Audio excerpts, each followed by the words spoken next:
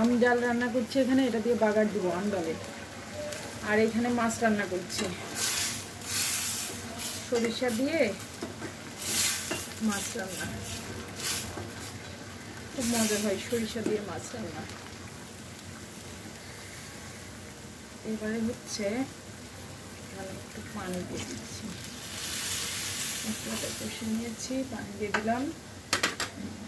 এখন এই ঝোলটা ফুটে উঠলে আমি এর মধ্যে মাছের টুকরাগুলোকে দিয়ে দেবো, অপেক্ষা করবো ঝোলটা ফুটে ওঠা পর্যন্ত। আর এখন ডালে বাগার দিয়ে দিলাম আম ডাল।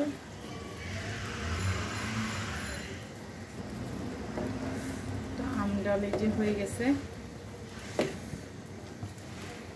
এদিকে আমার ঝোলটা, মাছের ঝোলটা ফুটে উঠেছে, মাছগুলো দিয়ে দিচ্ছি।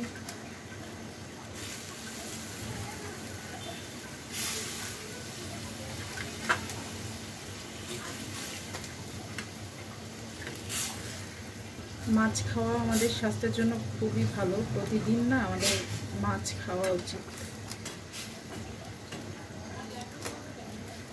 আমরা প্রচুর মাছ খাই, মাছ খেতে আমাদের ভালো লাগে। মাছটা হতে থাক, ছোট চুলায় মাছটা বসিয়ে দিলাম। আর এখন আমি ঢেঁড়স ভাজি করবো, মরিচ পেঁয়াজ রসুন কুচি দিয়ে দিলাম।